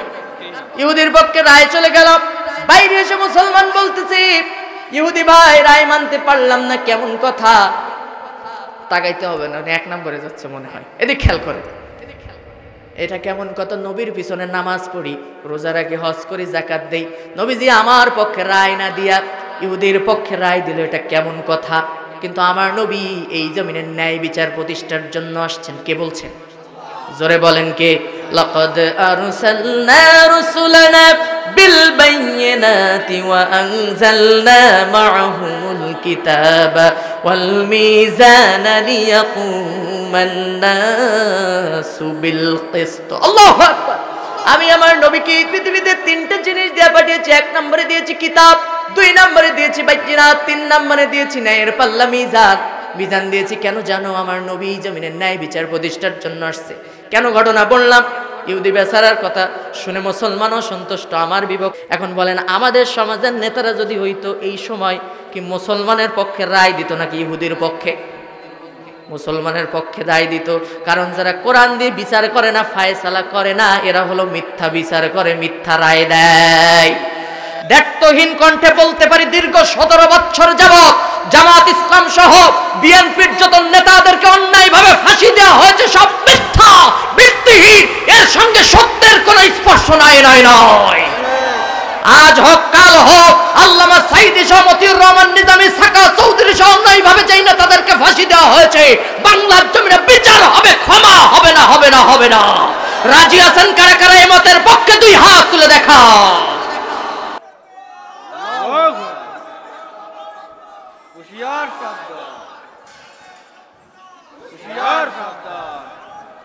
সম্মানিত ভাইরা শোনেন, যে কথা আমি বলতেছিলাম, তাহলে কোরআন দিয়ে যারা বিচার করে এরা কি সঠিক বিচার করে না মিথ্যা করে? সঠিক বিচার করে। আল্লাহর নবী বলেছেন আতিউল্লাহ, আল্লাহ এবং তার রাসূলের আনুগত্য করতে হবে নির্দ্বিধা। ওমরের কাছে আসছে, আমিরুল মুমিনিন, আমি আপনার কাছে আসছি বিচার চাওয়ার জন্য। বলে হ্যাঁ, এরকম সুন্দর করতে পারে, এরকম বিচার, ঘরে যাবো আর আসবো, এর ভিতরে বিচার হয়ে যাবে। শুধু বিচার হবে না, বিচারের রায়ও তো দিয়ে দিব, একটু অপেক্ষা করো। ওমর ইবনুল খাত্তাব মদিনার মসজিদে ঢুকলেন, ঘর থেকে তরবারি নিয়ে আসলেন। মুসলমান নামের মুনাফিকের মাথার মুষ্টি ধরে বলতেছে, মুসলমান নামের মুনাফিক, নবীর পরে ঈমান আনছো, তাহলে নবীর আনুগত্য কেন করো না? কার বিচার চাও? বলে ছানি করাইতে আসছে, দ্বিতীয় বিচার। বলে এটা কেমন কথা? নবীর পরে ঈমান আনার পরে নির্দ্বিধায় যে নবী আর আল্লাহর ফয়সালা মানে না, সে ঈমানদার হতে পারে না। কে বলছেন? আরো জোরে বলেন না কে? তাহলে আতিউল্লাহ ওয়া আতিউর রাসূল এখানে ব্যাখ্যা হচ্ছে, আল্লাহ এবং তার রাসূল যদি কোনো ফয়সালা দেয় নির্দ্বিধায় মানতে হবে। কিন্তু আপনার নেতা যদি ওয়া উলিল আমরি মিনকুম, নেতার আনুগত্য করা যাবে না। এই জন্য নেতা যদি আল্লাহ এবং তার রাসূলের আনুগত্য করে সেই নেতার আদর্শ মানা যাবে, আর যদি নেতা আল্লাহ এবং তার রাসূলের আনুগত্য না করে তার আদর্শ মানা যাবে। কথা কয় না? এখন আপনি চিন্তা করেন, নিজের বিবেকের কাছে প্রশ্ন করেন, আপনার যিনি নেতা দাঁড়িয়ে একটা, উনি শুধু গোপার গোপ 3 তলা বিল্ডিং এ সানসেট, এরকম নেতা আছে নাকি নাই? কথা বলেন না কেন? নেতা এমন বানাইছেন। 1 নম্বরে নেতা অনুসরণ করা যাবে না যে ব্যক্তি আল্লাহ এবং তার রাসূলকে অনুসরণ করে না। 2 নম্বরে আল্লাহ তাআলা বলছেন, ওয়ালা তুতি'উ মান আগফালনা কলবাহু আন যিকরিনা ওয়াত্তাবা'a হাওয়াহু ওয়া কানা আমরুহু ফুরুতা। আল্লাহু আকবার। যেই নেতা আল্লাহ এবং তার রাসূলের স্মরণ থেকে বিরত থাকে, ওয়ালা তুতি'উ মান আগফালনা কলবাহু আন যিকরিনা, আল্লাহর স্মরণ থেকে যে বিরত থাকে সেই নেতা কখনো চরিত্রবান আদর্শবান হতে পারে না। কথা কে বলেছেন? জোরে বলেন না কে বলেছেন? এখন আমি বলতে চাই আপনাদেরকে, নেতা যদি আল্লাহকে ভয় করে, রাসূলের আদর্শকে মানে, নেতার অন্তরে যদি আল্লাহর ভয় থাকে, ওই নেতা কি কখনো চুরি করতে পারে? ভোট চুরি করতে পারে, চাল চুরি করতে পারে, গম চুরি করতে পারে, টিন চুরি করতে পারে। কারণ নেতা ভয় করে কাকে? জোরে বলেন কাকে? আমরা তো দেখলাম এই 17 বছর যাবত একজন নেতা, এই যে এই যে ভূমি প্রতিমন্ত্রী নাম করে একজন, সাইফুজ্জামান নাম করে একজন, লন্ডনে বাড়ি বানাইছে, একটা না দুটো। আমি প্রথমে ভাবছি 360 কোটি টাকা মনে হয়, 360টা বাড়ি শুধুমাত্র লন্ডনে। সুবহানাল্লাহ না নাউজুবিল্লাহ? কথা কয় না? আমাদের একজন স্যার ক্লাস নেন, প্রফেসর ডক্টর আনোয়ার হোসেন মোল্লা, তো উনি একদিন আমার বলতেছে, আশিক এই 17 বছরে শুধুমাত্র যারা দায়িত্ব ছিল এরকম 6 জন ব্যক্তি আছে, প্রথম থেকে নাম আর নিলাম না, প্রধানমন্ত্রীর থেকে শুরু করে 6 জনের নামে যে টাকা আমেরিকার মাটিতে পাচার হয়েছে তার পরিমাণ হচ্ছে 2 লক্ষ কোটি টাকা। আরে বাংলাদেশের বাজেটই হয় মাত্র 6 লাখ কোটি টাকা 2 বছরে, আর মাত্র 6 জনের নামে পাচার হয়েছে কত লক্ষ? কথা কয় না? যারা এই আকাম করছেন শোনেন, কোরআন জানিয়েছে, ইন্নাল্লাযীনা ইয়াকুলুনা আমওয়ালাল ইয়াতামা যুলমান ইয়াকুলুনা ফী বুতুনিহিম নারা ওয়া সায়াসলাউনা সাঈরা। নিশ্চয়ই যারা ইয়াতীমের সম্পদ, জনগণের সম্পদ অন্যায়ভাবে আত্মসাৎ করে, জনগণের সম্পদ যারা অন্যায়ভাবে তসরুফ করে, ইয়াকুলুনা ফী বুতুনিহিম নারা, জাহান্নামের আগুন ছাড়া তাদের পেটের ভিতরে কিছুই ঢুকায় না। কে বলছেন? সুতরাং পরিষ্কার ভাষায় বলতে পারি, যারা মানুষের ভোট চুরি করে, যারা অন্যায়ভাবে মানুষের উপর জুলুম করে, অত্যাচার করে, চাউল চুরি করে, গম চুরি করে, মানুষের অধিকার নষ্ট করে, এরা কখনো চরিত্রবান আদর্শবান নেতা হতে পারে না। এরা চরিত্রহীন লম্পট। কোন মুসলমানের সন্তান কখনো ওই ধরনের চরিত্রহীনদেরকে সাপোর্ট করতে পারে না, পারে না, পারে না। কথা ঠিক না ঠিক? তাই আমাদের সামনে সময় আসতেছে আল্লাহর জমিনে দ্বীনকে প্রতিষ্ঠার জন্য একজন সৎ নেতা নির্বাচন করে সংসদ ভবনে পাঠানোর জন্য। দেখতে হবে নেতার পারিবারিক জীবন থেকে সামাজিক জীবন, অর্থনৈতিক জীবন, প্রত্যেকটা জায়গায় নেতাকে দেখতে হবে সে অনুশাসন মারে এবং আনুগত্য করে একজনের। তিনি কে? জোরে বলেন, কার আনুগত্য করে? আনুগত্য কাকে বলে? আপনি শেখেন আল্লাহর নবী সাহাবীদের কাছ থেকে, আল্লাহর নবীদের কাছ থেকে আনুগত্য শিখে যা। আল্লাহর ভয় কাকে বলে? আপনিও নেতা বানাইছেন, আর আল্লাহ তাআলা তার আনুগত্যশীল বান্দাদের উদাহরণ কোরআনের পাতায় পাতায় দিয়েছে। আর এই কথা বললে আপনার রাগ হয়, আপনি উঠে দৌড় দেন, মন খারাপ করেন, আপনার থেকে বড় মুনাফিক আসমান জমিনের নিচে আর একটাও নয়। হযরত ইউসুফ আলাইহিস সালাম, আল্লাহ স্মরণ কাকে বলে? শুনেন, খেয়াল করে শুনেন। ইউসুফ আল্লাহর নবী, জুলেখা ডাকছে অপকর্মের জন্য। শুনছেন নাই ওয়াজ? শুধু ইউসুফ জুলাইখার নাটক দেখেন না, সম্মানিত মা এবং বোনেরা, এখান থেকে শিক্ষা আছে শুনেন। ইউসুফ আলাইহিস সালামকে যখন ডাকছে 7টা তালাবদ্ধ দরজার ভেতরে, এখান থেকে বড় শিক্ষা আছে। ইউসুফ আলাইহিস সালামকে যখন ডাকছে অপকর্মের জন্য, তখন ইউসুফ আলাইহিস সালাম বলছে, জুলেখা আল্লাহকে ভয় করো। কাকে ভয় করো? জোরে বলেন। দেখেন এইরকম নেতাই না আপনি নির্বাচন করবেন যে একমাত্র পৃথিবীর কোন মানুষকে ভয় করে না, ভয় করে কাকে? ইউসুফ আলাইহিস সালাম বলতেছে আল্লাহকে ভয় করো। এখন জুলেখা কি করছে? ও যে মূর্তির পূজা করত, ওই মূর্তির পূজা, ওই মূর্তির মাথার উপর এরকম একটা কাপড় দিয়ে সুন্দর করে ঢেকে দিচ্ছে। বুঝছেন না? এই যে মাথা ঢেকে দিলাম, আর দেখতে দেখতে পারবে না, খুব সুন্দর, চলো এবার আমরা আরাম আয়েশ করি। নাউযু বিল্লাহি মিন যালিক। ইউসুফ আলাইহিস সালাম চিন্তা করলেন, না, আমাকে তোমরা মিসগাইড করতে পারবে না, কারণ ইউসুফ ভয় করে কাকে? জোরে বলেন কাকে? আমরা হলে চিন্তা করতাম যা হবে হবে, পরে দরকার হলে তওবা করে নিবেন, আস্তাগফিরুল্লাহ, এখন যা আছে কপালে করে নি, বিসমিল্লাহির রহমানির রহিম। কি বলে? ইউসুফ আলাইহিস সালাম এমন কিছু করছিলেন? বলেন করছিলেন? কাপড় দিয়ে যখন ঢেকে দিয়েছি, ইউসুফ আলাইহিস সালাম ডাক দিয়ে বলে, জুলেখা ভয় করো আল্লাহকে, যিনি 7 তবক জমিনের নিচ দিয়ে যদি কোনো মাটির নিচ দিয়ে কোনো পিঁপড়াও হেঁটে যায়, আবার গভীর সমুদ্রের তলদেশ দিয়ে যদি কোনো মাছও ক্ষুধার যন্ত্রণায় ডাক দেয়, আমার রব্বুল আলামিন তা শুনতে পান, দেখতে পান। আল্লাহু আকবার। আপনার নেতা তো এমন হবে, ভোট কাটার সময়, ভোট চুরি করার সময় সে স্মরণ রাখবে আল্লাহরে, কেউ না দেখলে একজন দেখছে তিনি কে। চুরি করার সময় স্মরণ করবে একজনকে, তিনি কে? ইউসুফ আলাইহিস সালাম বলতেছে আল্লাহকে ভয় করো। জুলেখা বললেন না, হবে না, হবে না। ইউসুফ আলাইহিস সালাম আল্লাহর সাহায্য নিয়ে, আমি বলছিলাম আল্লাহর ইমানে পরীক্ষায় যদি আপনি অটল এবং অচল থাকতে পারেন, অবিচল থাকতে পারেন, আপনাকে সাহায্য করবেন কে? দৌড় দিলেন। আমরা হলে চিন্তা করতাম বিপদে তো পড়ে গেছি, পরে তওবা করব। ইউসুফ আলাইহিস সালাম বললেন না, না, হবে না, হবে না, আমি আমার জীবনের শেষ মুহূর্ত পর্যন্ত ইসলামের জন্য লড়ে যাব, আমার আল্লাহকে ভয় করে যাব, আমার চেষ্টা শেষ হবে, আমার রব্বুল আলামিনের সাহায্য শুরু হবে। আল্লাহু আকবার। সাহায্য কেমন আসে দেখেন। ইউসুফ আলাইহিস সালাম দৌড় দিয়েছেন দরজার দিকে, 7টা তালাবদ্ধ দরজা। ওই সময় তিনি জানতেন না যে এই দরজার কি ফয়সালা হবে। তালাবদ্ধ দরজার সামনে যখনই দাঁড়িয়েছেন, ইউসুফের চেষ্টা শেষ, রব্বুল আলামিনের সাহায্য শুরু। আল্লাহু আকবার।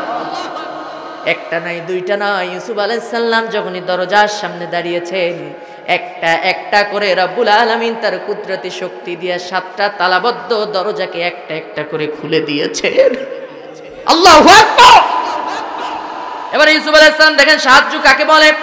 দৌড় দিয়ে চলে আসছে 7টা তালাবদ্ধ দরজার ভিতর দিয়ে, চলে এসে সামনে পড়ছে আজিজে মিশর, পিছনে জুলেখা। এইবার হচ্ছে মহিলাদের চক্রান্ত শুরু হয়ে গেছে, যেই চক্রান্তে আমরা 17 বছর ছিলাম। দেখেন এরা কথা কন্তে কমনে কয়, একবার বলে আমরা দেশ থেকে পালাবো না, আবার পালাই চলে গেল, কেউ টের পাইল না, কথা কয় না। ওই যেদিন 5ই আগস্টের দিন আল্লাহ সাহায্য কাকে বলে, 5ই আগস্টের দিন আমার আব্বা তখন ভালো ছিল, ওই দিন সকালবেলায় টেলিভিশন দেখতেছি, আব্বা বলতেছে এই আন্দোলনও যদি ফেল মেরে যায় তাইলে কিন্তু আমাদের খবর আছে। আমি বলছি এত আপনি টেনশন করেন কেন? আল্লাহ ঘোষণা দিয়েছেন ওয়ালা তাহিনু ওয়ালা তাহজানু ওয়া আনতুমুল আ'লাউনা ইন কুনতুম মুমিনিন। আর জোরে বলেন আল্লাহু আকবার। একটুখানি বলি তাহলে আমাদের ঘটনা। এই ঢাকুরিয়া বাজারে কত নির্যাতনের শিকার আমি হয়েছি। আমাকে গ্রেফতার করে নিয়ে, আপনারা তো ঘটনা জানেন না, এতদিন তো আমি বলতে পারি নাই, আজকে শোনেন। আমাকে এখান থেকে পুলিশ ধরে নিয়ে যাচ্ছে প্রায় 20 থেকে 25 জন, এখান থেকে 8 জন গ্রেফতার করেছিল, ওই পাশে আরো দাঁড়ায় চলে গেছে। আমাকে ধরে নিয়ে যাচ্ছে গাড়ির ভিতরে, বলতেছে হাফেজ সাহেব তুমি ছোট মানুষ, আমাদের জন্য বদদুয়া দিয়ে না। কত বড় শয়তান চিন্তা করেন। আমার মনে ছিল ধরে থাপড়াই, এরকম একটা অবস্থা। আমি বললাম তো বদদুয়া নাই, না দিলাম, এই আকাম করতেছেন কেন? আমি তো জামিনে আছি, আমার উপর জুলুম কেন করতেছেন? জামিনের কাগজ দেখাচ্ছে, এই যে জামিন। বলছে কি করব, উপরের চাপ। ওই জায়গায় যে ফোন দিচ্ছে, বলে না ছাড়া যাবে না, নিয়ে গেছে। অবাক ব্যাপার, আপনারা জানলে আমাকে উজুর পানি পর্যন্ত রাতের বেলায় দেয় নাই। খেতে পর্যন্ত দেয় নাই। ওই দিন সারাদিন সকালবেলায় আমি কোর্টে ছিলাম যশোরে, আমি না খেয়ে কোর্টে গিয়েছি, আগের দিন সকালবেলায় খেয়েছি। ওই দিন রাতে 9টার সময় আসছিলাম ঢাকুরিয়া বাজার আম্মার জন্য মেডিসিন নেওয়ার জন্য, আম্মা অসুস্থ, আমাকে নিয়ে গিয়েছে রাতের বেলায়। 24 ঘন্টা আমি না খাওয়া, রাতে যে টর্চার আমাকে করেছে আমি অনেক জায়গায় বলেছি। রাত 2:30টার সময় পেছনে এইভাবে হাত ধরে নিয়ে গিয়ে আমাকে অফিসারের সামনে নিয়ে গিয়ে বলতে তোমাকে কোরাস ফায়ার দেওয়া হবে। কেউ ছিল না ওই দিন থানায়, আমার আব্বাকেও খুঁজতেছে, আমার ভাইকেও খুঁজতেছে। আমি তো ছোট মানুষ, মাত্র 15 বছর 16 বছর। অনেক মানুষ এমন, অনেক ইসলামী আন্দোলনের অনেক বড় বড় নেতা আমরা দেখছি ভয়ে পালাই গেছে, কিন্তু আমরা যারা ইসলামের জন্য কোরআনের জন্য এই নির্যাতন স্বীকার করেছি, আল্লাহর নামে কসম করে বলি আমাদের আল্লাহর প্রতি ভরসা আছে। কথা ঠিক না বে ঠিক? আমাকে রাত 2:30টার সময় নিয়ে গিয়েছে, আমাকে বলতেছে তোমাকে কোরাস ফায়ার দেওয়া হবে। আমি বললাম কেন, আমি কি করছি? আমার তো কোনো দোষ নাই, মাত্র একটা মামলা। তোমার এলাকার মানুষের তোমার উপরে এত রাগ কেন, একটু বলো শুনি। এরপরে বলতেছে আচ্ছা ঠিক আছে, ওইসব ফায়ারটার হবে না, 2 লাখ টাকা আনতে বলো। তো ভালো কথা, এতক্ষণে এইবার লাইনে আসছে যে আসলে কি জন্য কোরাস ফায়ার দেবে। আমি বললাম যে টাকা না দেই, বলছে টাকা যদি না দাও আমরা ফাইনাল ডিসিশন নিয়ে ফেলছি, তোমার এই ডান পাশের হাঁটুর মালাতে গুলি করা হবে। আর এই হাঁটুর মালাতে যদি গুলি করা হয় কি হবে তা তো ভালো করেই জানো। বলতে খাওয়াই দাওয়াই নাও, সুন্দর করে রেডি করো, ওরা নিয়ে অস্ত্র উদ্ধার করতে যাইতে হবে। আমার 2 চোখের কণা দিয়ে পানি পড়তেছে, অত ইমানদার তো আর হয়ে পারিনি আম্মারের মতো, খাব্বাবের মতো। আমি ছোট্ট মানুষ, মাত্র 16 বছর বয়স, 2 চোখের কণা দিয়ে আমার পানি পড়তেছে টপ টপ করে, দাড়িও ভালো ওঠে নাই। আমি সেদিন কেন যে আমি এটা বলছিলাম আমি জানি না, আমাকে মনে হয় আল্লাহ বলাইছিল। আমি বলছিলাম শোনেন, চতুর্পাশ দিয়ে পুলিশ দাঁড়ানো, সামনে অফিসার দাঁড়ানো, আমার হাত এইভাবে বাঁধা, চোখ দিয়ে পানি পড়তেছে, আর বলতে তোমার এই ডান পায়ে গুলি করা হবে। শনিবারের দিন আমার পরীক্ষা রয়েছে, ইংরেজি গ্রামার পরীক্ষা। আমি চিন্তা করলাম এই যদি আকাম করে জীবনের মতো আমার জীবনটা শেষ হয়ে যাবে। আমি বললাম শোনেন, আপনাদেরও সন্তান আছে, আল্লাহর নামে কসম করে বলে গেলাম 12 বছর বয়সে আমি হাফেজ হয়েছি। আমি যদি আল্লাহর কোরআনের হাফেজ হয়ে থাকি, আল্লাহকে ভয় করে থাকি, এই ভরা মজলিসে আপনাদের সামনে রাত 2:30টার সময় আল্লাহকে সাক্ষী রেখে বলে গেলাম, আমার পায়ে যদি গুলি করেন, আমার জীবন যদি নষ্ট করেন, আপনাদের একটারও সন্তান ছেলে মেয়ে কেউ মানুষ হবে না, চোর আর ডাকাত হবে। এই কথা যখন বলেছি, কেমনে বলেছে আমি জানি না, তখন অফিসার বলতেছে হুজুর মানুষ, ভালোই তো কথা শিখছো, বক্তা মানুষ তো, এই জন্য এত কথা। এই যাও রেখে নিয়ে আসো। মানে একটু মন ঠন নরম হয়েছিল। তো আমি যে কথা বলতেছিলাম, পরের দিন সকালবেলায় 24 ঘন্টা পরে আমার মা আর আমার নানু গিয়েছে। আমি দেখলাম আমার মায়ের 2 চোখের কণা দিয়ে দর দর করে পানি পড়তেছে। 24 ঘন্টা না খাওয়া, আমার না খাওয়া শরীর চলতেছে না। আমার ডান পায়েও তখনও রক্ত, আমি রক্ত কাপড় দিয়ে বেঁধে রাখছি। তার মানে রাতে কি করছে আপনারা খুব ভালো করেই জানেন। তখন আমার মা দেখে কাঁদতেছে। ওই দিনও আমি আমার মাকে এই আয়াতটা শোনাইছিলাম। এত ঘটনা পড়লাম এই জন্য, আমার ব্যক্তিত্ব জাহির করার জন্য না। আমি ওই দিন আমার মাকে শোনাইছিলাম ওয়ালা তাহিনু ওয়ালা তাহজানু ওয়া আনতুমুল আলাউনা ইন কুনতুম মুমিনিন। আমি বললাম আম্মা আপনি না শপথের কর্মী, আল্লাহর এই আয়াত কি বিশ্বাস করেন না? আল্লাহর পথে যদি অবিচল থাকে না রটাল থাকে, আল্লাহ রাব্বুল আলামিন ওয়াদা করেছেন যে মুমিনদেরকে একদিন অবশ্যই আল্লাহ বিজয় দান করবে। আল্লাহু আকবার। ওই দিন সকালবেলা আমার আব্বারে শুনেছি ওই আয়াত ওয়ালা তাহিনু ওয়ালা তাহজানু ওয়া আনতুমুল আলাউনা ইন কুনতুম মুমিনিন। আমি বাইরে গেছিলাম, আমার আব্বা দেখি ফড়িং এর মতো লাফাইতেছে আর ফোন দিয়ে কয় আশিক শিগগিরই আয় বাড়ি। টেলিভিশনের দিকে তাকাও, হেলিকপ্টারে 2 বোন দাদার দেশে পালাইছে। আল্লাহু আকবার।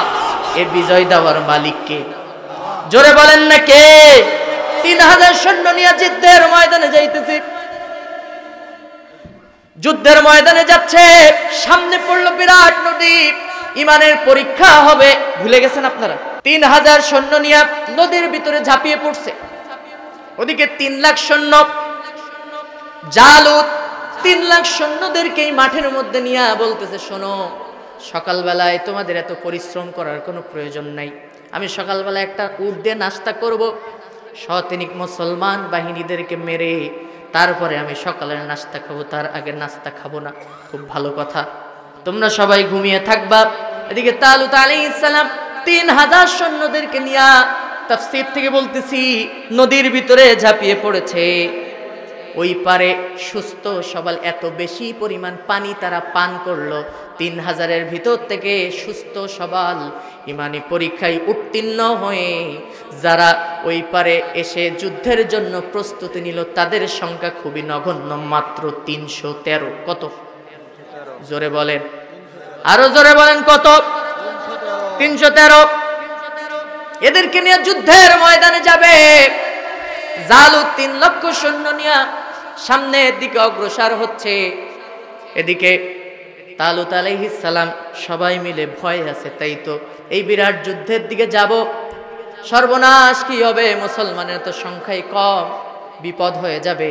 এর মাঝখান দিয়ে ছোট্ট একজন সৈন্য উঠে দাঁড়িয়ে বলতেছে, হযরতে দাউদ, সুবহানাল্লাহ পড়েন, মাত্র 12 বছরের সৈন্য, কিতাবে পড়েছি 313 জনের ভিতর থেকে একজন উঠে বলতেছে, ওগো মুসলিম সেনাপতি তালুত, আপনি আমাকে অনুমতি দেন, এই বিরাট দেহের অধিকারী জালুতের, যার 60 হাত লম্বা দেহ আর মাথায় যে লোহার টুপি পরে, তার ওজন হলো 60 মণ, এই বিরাট দেহের অধিকারী জালুতের মোকাবেলা আমি দাউদ করে আসি।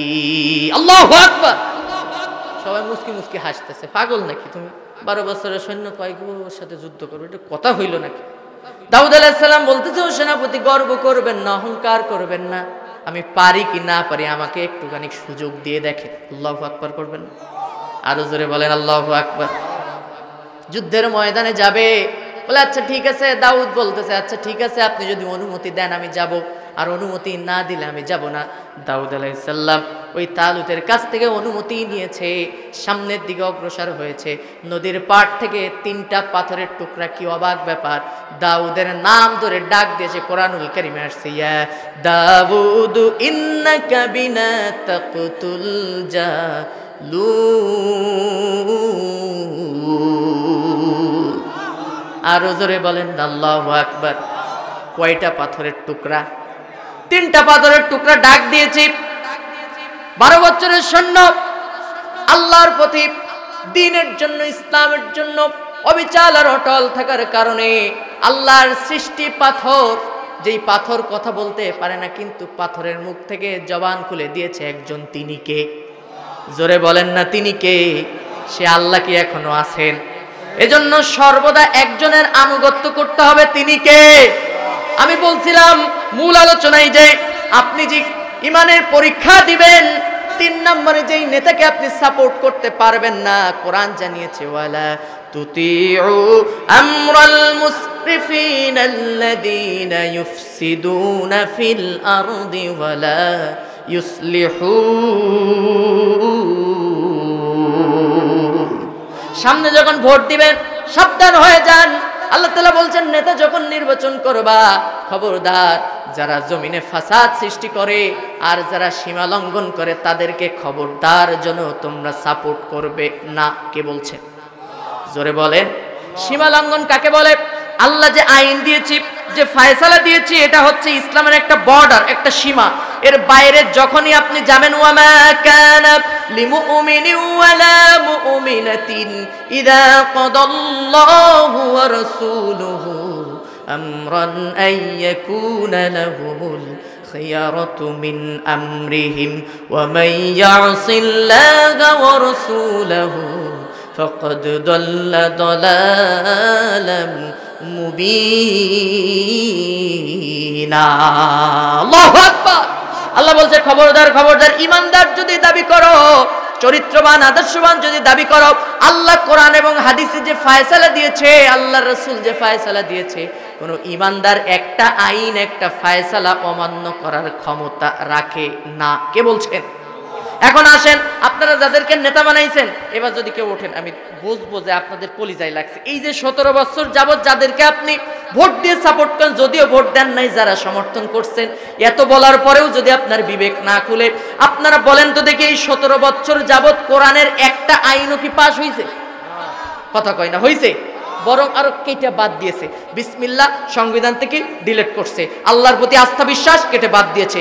ঘরে ঘরে মদের লাইসেন্স, ঘুষের লাইসেন্স, পতিতালার লাইসেন্স, যারা পর্দা নিষিদ্ধ করেছে, মানুষের উপর জুলুম করেছে, অত্যাচার করেছে, যারা সংসদ ভবনে বসে যারা মেরাসের অধিকারের নামে নারী অধিকার সমান করতে চায়, এই নামে যারা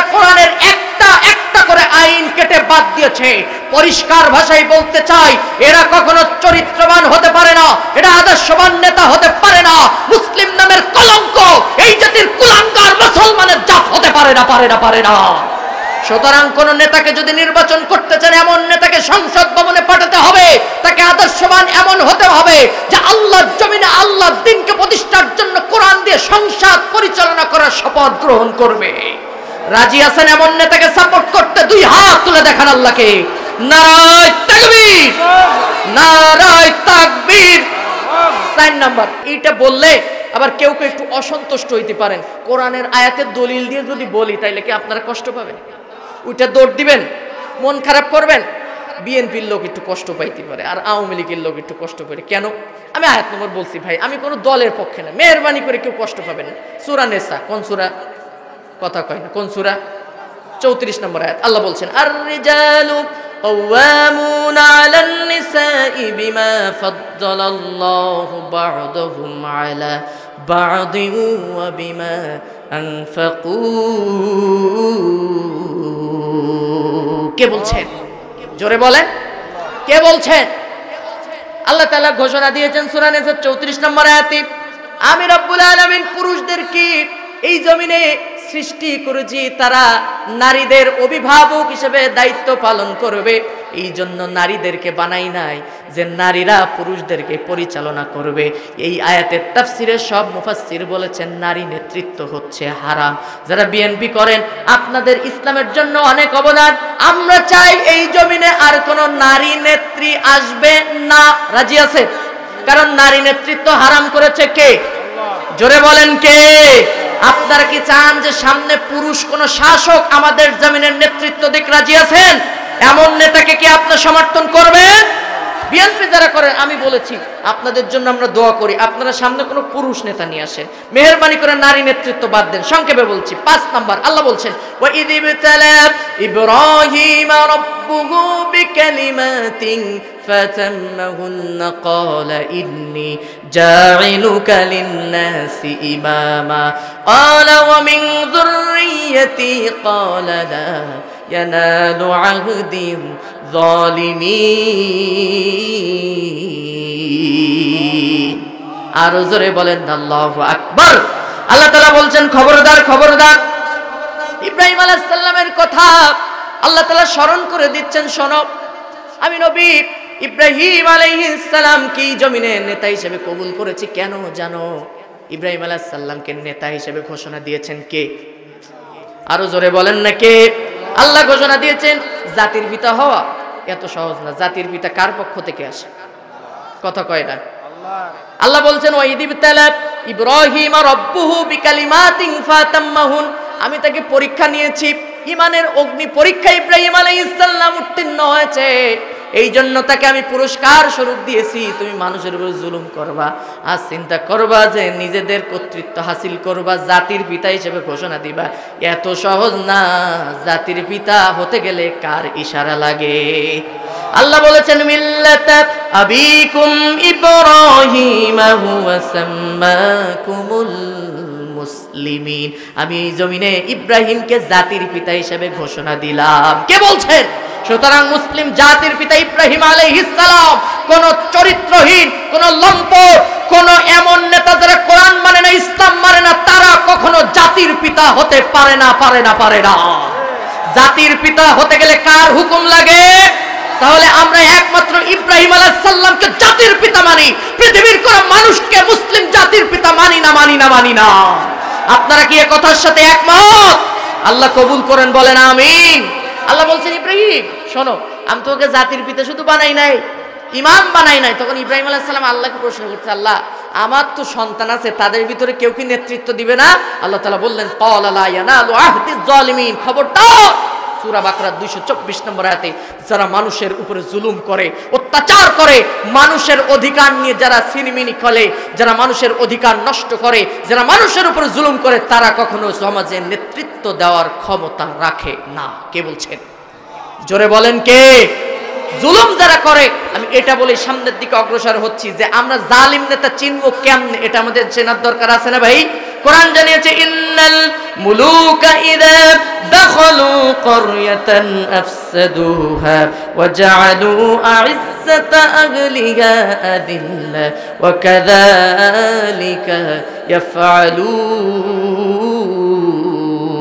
الله أكبر আপনার নেতা যে জালেম আপনি আপনার নেতা জালেম না থেকে সমর্থন করবেন না এটা চিনবেন কেমনে তাদের চরিত্র তাদের সম্পর্কে আল্লাহ রাব্বুল আলামিন বলেছেন যারা নাকি জালেম এরা সাতটা ভাবে মানুষের উপর জুলুম করে এক নাম্বার হচ্ছে আফসাদুহা তারা জমিনে ফাসাদ সৃষ্টি করে ও জানু আইজ্জাতা আহলিহা আদিল্লা তোমরা খেয়াল করে দেখবে সমাজে যারা চরিত্রবান আদর্শবান ভালো মানুষ সমাজের যারা প্রভাবশালী যাদের সম্মান উচ্চ মাকাম আছে যারা জালিম এদের সম্মান নিয়ে সব সময় সিনিমিনি খেলে কে বলছেন ও জালু আইজ্জাতা আহলিহা আদিল্লা সম্মানীয় মানুষদেরকে তারা অসম্মান করে আর সমাজে ফাসাদ সৃষ্টি করে এরা হচ্ছে জালেম কে বলছেন সংক্ষেপে বলছি এরপরে আল্লাহ তাআলা বাকি দুইটা চরিত্র বলছেন ওয়া ইযা তাওয়াল্লা সাআ ফিল আরদি লিয়ুফসিদা ফিহা ওয়া ইউহলিকাল হারসা ওয়ান নাসল ওয়াল্লাহু লা ইউহিব্বুল ফাসাদ আল্লাহু আকবার এক নম্বরে ওরা কি করে তিন নম্বরে ওয়ায়ুহলিকাল হারসা ওয়ান নাসলা এক নম্বরে হচ্ছে ওই জমিনের যত সম্পদ আছে একটা একটা করে দেখবা ব্যাংকের টাকা লুট হয়ে যাবে কোনো খবরও নাই এতিমের সম্পদ লুট হবে কোনো খবর নাই মসজিদের চাউল চুরি করবে গম চুরি করবে সমাজের যত অর্থ সম্পদ আছে ওরা একটা একটা করে চুরি করে দণ্ডিত করে গোটা দেশটাকে অচল বানাবে দুই নম্বরে ওয়ায়ুহলিকাল হারসা ওয়ান নাসলা ওই সমাজে যারা ভালো ভালো মানুষ তাদেরকে তারা হত্যা করে কে বলছেন যারা নাকি মানুষ হত্যা করে এরা হচ্ছে ফেরাউনের উত্তরসূরি কে বলছেন আল্লাহ বলছেন ওয়া ইযনাজাইনাকুম মিন আলি ফিরআউনা ইয়াসুমুনাকুম সুআল আযাব ইউযাব্বিহুনা আবনাআকুম ওয়া ইস্তাহইয়ুনা নিসাআকুম ওয়া ফি যালিকুম বালাউম মির রাব্বিকুম আযীম আল্লাহ তাআলা বলছেন স্মরণ করো এই সময়ের কথা যখন ফেরাউন তোমাদের উপরে অত্যাচার করেছিল জুলুম করেছিল অন্যায়ভাবে সে পুত্র সন্তানগুলোকে হত্যা করেছিল আর কন্যা সন্তানদেরকে জীবিত রেখেছিল সুতরাং যারা মানুষ হত্যা করে তারা কাদের উত্তরসূরি জোরে বলেন কার উত্তরসূরি তাহলে যারা ফেরাউনের উত্তরসূরি তাদেরকে কি সাপোর্ট করা হবে যাবে আর একটা বলবো এটা বলে আমি শেষের দিকে যাচ্ছি আল্লাহ তাআলা বলছেন 6 নম্বরে কাদেরকে সমর্থন করবে না আল্লাহ বলছেন ফাআনজাইনাহু ওয়া আহতাহু কানাত মিনাল গাবিরিন আল্লাহু আকবার এই আয়াতের তাফসীরে আসছে লূত আলাইহিস সালামের স্ত্রী চরিত্রহীনা ছিল না জিবরাইল আমিন আসলো এসে লূত আলাইহিস সালামকে বলতেছে হে আল্লাহর নবী লূত আপনি আপনার স্ত্রী ব্যতীত ইল্লাম রাআতা আপনার স্ত্রীকে নেবেন না কিন্তু আপনি আপনার জাতির লোকদেরকে নিয়ে এখান থেকে সরে যান এখানে তাফসীরে মুফাসসিরগণ বলেছেন যে লূত আলাইহিস সালামের স্ত্রী চরিত্রহীনা ছিল না চরিত্রবানই ছিল কিন্তু তার একটা অভ্যাস ছিল সেটা কি ওই সময় যে সমকামিতার সঙ্গে লিপ্ত ছিল না কিন্তু মনে মনে যারা সমকামী করে যারা চরিত্রহীন বা চরিত্রহীনা ছিল তাদেরকে লূত আলাইহিস সালামের স্ত্রী মনে মনে সাপোর্ট করত তাদেরকে ভোট দিত কে বলছেন কথা কয় না আরো জোরে বলেন সম্মানিত ভাইরা এখান থেকে বোঝা যায় 6 নম্বরে যারা চরিত্রহীন নেতা যারা নাকি আদর্শবান নয় যাদের চরিত্রের কোনো ঠিক নাই আপনারা দেখেছেন টাকলা মুরাদের কথা মনে আছে আপনাদের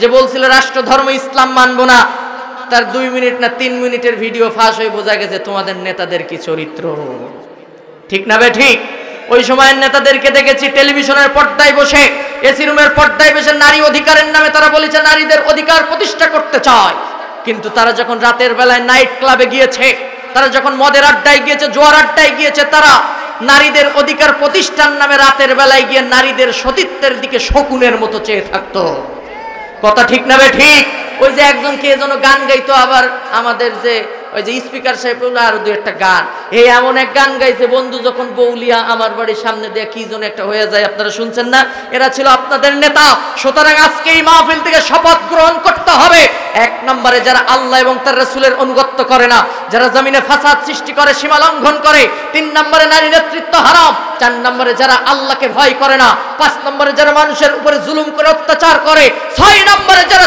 চরিত্রহীন লম্পট নেতা, তাদেরকে বাংলার জমিনে আর নেতৃত্বের আসনে বসাতে চায় না। আপনারা কি রাজি আছেন? 2 হাত তুলে দেখান তো। লিল্লাহে তাকবীর, লিল্লাহে তাকবীর। আমি আর সামনের দিকে আগাচ্ছি না, আমি এটা বলে ইনশাল্লাহ শেষ করব। কয়টা পাথরের টুকরা ডাক দিয়েছে জন ভাই বলেন সবাই? এখন এই 3টা পাথরের টুকরা নিয়ে যুদ্ধের ময়দানে যাবে। ওদিকে কয় লাখ? কথা বলেন না কেন? আমি খুব ভালো করেই জানি আপনারা মুসকি মুসকি হাসতেছেন যে এই রাত্রেবেলা আমাদেরকে রেখে দেবে, এই জন্যই এই ঘটনা ধরছে। ও ধর্ম, এটা তো জানা কথা, মানে ঘটনা বললে আপনারা যে উঠে যাবেন এটা আমি খুব ভালো করেই জানি। ও কৌশল আমারও জানা আছে, আর আপনারা যে না শুনে বাড়ি যাবেন না তাও আমার খুব ভালো। এখন শুনবেন নাকি মুনাজাত দিয়ে দেবো? কয় না শুনবেন? কয় লাখ? আর একা 12 বছরের সৈন্য নাকি 3 লাখের মোকাবেলা করবে। 60 হাত লম্বা দেহের অধিকারী, সকালবেলায় নাস্তা করে একটা উট দিয়া, আবার সে নাকি শতাধিক মুসলমান বাহিনীদেরকে মেরে তারপরে নাস্তা খাবে। যুদ্ধের ময়দানে প্রস্তুতি গ্রহণ করতেছে। আমি এটা বলবো, কথা দিচ্ছি, আপনারা শুনবেন। তোরে শুধু মারবো না, জীবন নামক পানি দিয়া তোকে মৃত্যু দিয়া, আল ইয়াউমা নুনাজ্জিকা বিবাদানিকা লিতাকুনা লিমান খালফাকা আয়া, কিয়ামত পর্যন্ত তোকে নিদর্শন হিসেবে রেখে দিব, যাতে করে পৃথিবীতে যত স্বৈরাচারেরা আসবে তোকে দেখে যেন শিক্ষা নিতে পারে। কে বলছেন? আরো জোরে বলেন না কে? ফেরাউন যখন ওই পানির একবারে নিচে চলে যায়, একবার উপরে ওঠে, একবার নিচে যায়, একবার ওঠে। ও তো খুব চালাক, বলছে যে সব তো বেকায়দা হয়ে গেল। আমাদের সমাজে এখন দেখতেছেন না যে জায়গা তো কোথাও পাইতেছে না, এখন তাহলে তোমাদের সাথে এসে একটু বাঁচার চেষ্টা করি। এমন ফেরাউন মার্কা মানুষ আছে নাকি নাই? ওরে ভাই, সময় থাকতে আসতে হয়। এখন তো আমি তোমাদেরকে চিনি, তোমরা ওই সময় আলেমদেরকে কায়দা মতো বাস দিছো, আর এখন কি আর করবে? এখন তো আলেমদের হাতে সব। এখন আলেমদের সংস্পর্শে থেকে যদি একটু নিজের গা বাঁচানো যায়, এরা কি আসলে মুসলমান না মুনাফিক? কথা বলেন না কেন? ফিরে আসলে চিরদিনের জন্য আসতে হবে, কিন্তু এই সময় আসে কোনো লাভ নাই, কারণ এখন তো শেষ হয়ে গেছে। মৃত্যুর আগ পর্যন্ত সুযোগ আছে, কিন্তু মৃত্যুর আগে কি আর তওবা কবুল হয়? মৃত্যুর পূর্ব মুহূর্তে? ফিরআউন বলছে আমানতু আন্নাহু লা ইলাহা ইল্লাল্লাযী আমানাত বিহি বানু ইসরাঈল। ও আল্লাহ, ঈমান আনলাম ওই ইলাহের পরে। ও আল্লাহর তাফসীর করে বুঝাচ্ছে যে আল্লাহ, আমি তো ঈমান আনছি, এখন তুমি তারপরেও তো তুমি আমরা সুবাইতেছো, তো আমি ঈমান আনছি কার উপরে জানো? ওই যে বনি ইসরায়েলের লোক ফিরআউন। আমি বলতেছি বনি ইসরায়েলের লোকজন যে আল্লাহর উপরে ঈমান আনছিল না মুসা আলাইহিস সালাম, আমি ওই আল্লাহর উপরে ঈমান আনছি, তারপরে কেন আমার সুবাইতেছো? আনা মিনাল মুসলিমিন, আমি তো মুসলমান হয়ে গেছি। আল্লাহ তাআলা বলছে এখন কত মানুষকে হত্যা করছিস, কত মানুষকে ফাঁসি দিছিস, কত মানুষদেরকে অন্যায়ভাবে নির্যাতনের শিকার করেছিস। আল্লাহ রাসূল সবাইকে মাফ করেছে, কিন্তু 4 জনের বিরুদ্ধে বিদ্রোহ ঘোষণা করেছে। এই জমিনে অপরাধের মাত্রা এমন অনেকের ছাড়িয়ে গিয়েছে, তাদেরকে সবাই মাফ করলেও এমন এমন যুবক আছে যাদের বুক খালি করেছে, মায়ের বুক খালি করেছো, ওই মারা কিয়ামত পর্যন্ত তোমাদেরকে কোনোদিনও মাফ করবে না। ফিরিয়ে দাও তাদের সন্তানদেরকে, ফিরিয়ে দাও তাদের কলিজার টুকরাকে, ফিরিয়ে দিতে পারবে না। আল্লাহর কাছে তওবা করো, তওবা করে লাভ কি হবে? তোমাদের ক্ষমা হতে পারে না, পারে না, পারে না। সুতরাং আল্লাহর কাছে কাঁদাকাটি করে দেখো মাফ করে কিনা, কিন্তু আল্লাহ তো ঘোষণা দিয়েছে এই সময় আর মাফ হয় না। কারণ হচ্ছে তোমরা মুনাফিকের বাচ্চা। ফিরআউন বলছে আনা মিনাল মুসলিমিন। আল্লাহ ভাই তুই কিসের মুসলমান? আল্লাহর বাচনভঙ্গি কত সুন্দর। যারা সাহিত্যিক কবি, তারা কি করে? কবিতা সাহিত্য লেখার জন্য কোরআন থেকে শব্দ শুরু করে তারপরে লেখে। ফিরআউন কয় আনা মিনাল মুসলিমিন, আমি তো মুসলমান হয়ে গেছি। তখন আল্লাহ ভাই অকুনতা মিনাল মুফসিদিন, তুই কিসের মুসলমান? তুই হচ্ছে সন্ত্রাসী। কে বলছে? জোরে বলেন কে? 12 বছরের সৈন্য বলে মোকাবেলা করে দেখো।